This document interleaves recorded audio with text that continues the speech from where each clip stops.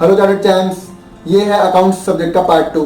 इस वीडियो में हम अकाउंटिंग स्टैंडर्ड्स के बारे में डिटेल में डिस्कशन करेंगे और देखेंगे कि अकाउंटिंग स्टैंडर्ड्स में से ही कौन से अटेम्प्ट में कितने मार्क्स का क्वेश्चन आया और किस एएस में से आया और किस एएस में से नहीं आया। ओके, तो सबसे पहले हम बात करते हैं कि अकाउंटिंग स्टैंडर्ड्स एक्चुअल में है कितने। हम बोलते हैं कि 9 एएस हैं, एएस 1 2 3 6 7 9 10 13 14, तो 9 एएस हो गए। नहीं गाइस, हम इसको सोचते हैं कि 9 एएस है, बट एक्चुअल में क्या है हम बात करते हैं। सबसे पहले AS1, आपको पता है कि AS1 में क्या है, हमने 11th में पढ़ी थी वो चीज़ें और वो बहुत चीज़ें सिंपल है, वो बहुत सिंपल है। तो अगर AS1 को हम देखें तो हम 2 घंटे में खत्म कर देंगे और उसमें हम अच्छी खासी एक्सपर्टीज हासिल कर लेंगे।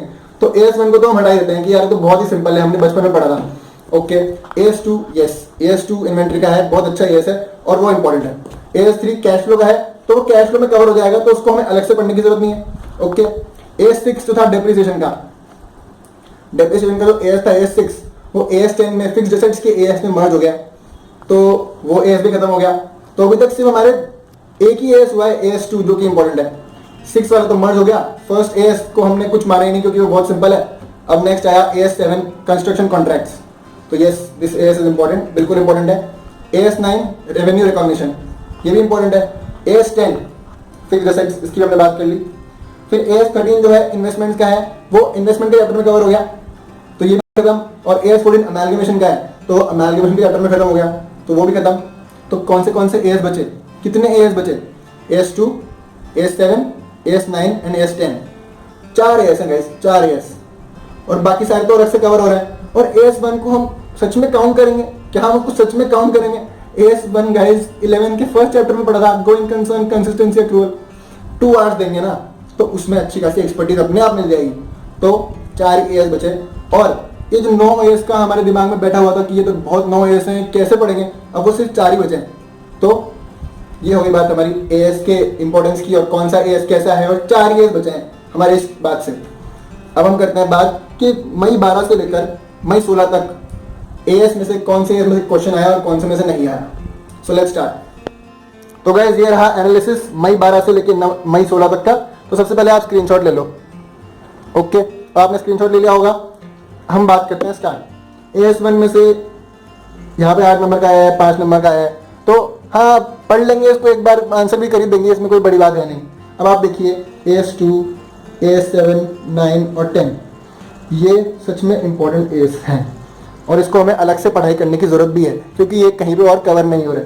तो 2, 7, 9, 10, देखिए 2 में भी 4 मार्क्स, 5 मार्क्स, 5 5 5, 7 में 5 5 5 5, 9 में भी आ रहा है 4 5 5 4, और 10 जो है AS10 में मैंने AS6 यानी जो डेप्रिसिएशन का AS हुआ करता था उसके क्वेश्चंस भी मैंने यहाँ पे मर्ज कर दिए हैं। तो 9 4 5 9 9 5 5, तो AS10 की इंपॉर्टेंस थोड़ी मान लेते हैं हम कि बढ़ गई है क्योंकि AS6 का भी कवरेज यहाँ पर हो रहा है।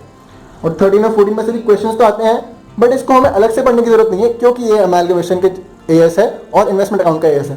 तो अब ये जो एनालिसिस का पार्ट होता है, मैं हर बार इस वीडियो में कभी कुछ सोच ही नहीं पाता हूँ कि मुझे बोलना क्या है, क्योंकि इसमें क्या बोलूँ आप देख लीजिए। आपको बस ये बताना, हमारा मोटिव ये होता है कि ये जो एनालिसिस हुआ है ये आपको थोड़ा हेल्प करे और आपको समझ में आ जाए कि हाँ क्या इंपॉर्टेंट है और क्या काम इंपॉर्टेंट है। ओके, तो वापस बार बार यही चीज़ बोलूँगा, AS2, 7, 9, 10 यह सबसे इंपॉर्टेंट और बाकी है सेकेंडरी। कैश फ्लो में आप देखेंगे कि एक बार भी क्वेश्चन ही नहीं आया, ये कैसे पॉसिबल है? ये पॉसिबल नहीं है, हाँ क्वेश्चन आए हैं, बट मैंने जो चैप्टर की समरी, जो चैप्टर्स का मैंने एनालिसिस किया है उसमें कैश फ्लो के AS के क्वेश्चन मैंने उसी में मर्ज कर दिए हैं, इसलिए यहाँ पर लग रहा है क्वेश्चन नहीं आया। बट इसमें से भी AS वाले क्वेश्चन, AS के पैटर्न वाले क्वेश्चन आते हैं, तो आप देख लीजिए, इसका स्क्रीनशॉट ले लीजिए, और यहाँ पर हमारा एनालिसिस खत्म होता है। तो गाइस AS का एनालिसिस भी यहाँ पे खत्म होता है। एक और आखिरी बात AS के बारे में कि जो क्वेश्चन 1 होता है अकाउंट्स के एग्जाम का, वो होता है AS का, यानी कि कंपलसरी क्वेश्चन, यानी कि इसको हमें अटेम्प्ट करना ही करना है। यस, तो इसको हमें स्ट्रॉन्ग बनाना है और इसकी वीडियो भी अच्छी, तो हम इसको अच्छे से पढ़ना ही पड़ेगा, AS को अच्छे से पढ़ना ही पड़ेगा। Okay guys, thank you very much, आपने ये वीडियो देखा, आई होप आपको पसंद आया होगा। अपने फ्रेंड्स के साथ प्लीज गाइस, आपके जो वीडियोज हैं हमारे, या आपके फ्रेंड के साथ जरूर शेयर करा कीजिए, क्योंकि अगर आपको थोड़ा भी अच्छा लगा तो शायद आपके फ्रेंड को भी थोड़ा सा अच्छा लग जाए, है ना?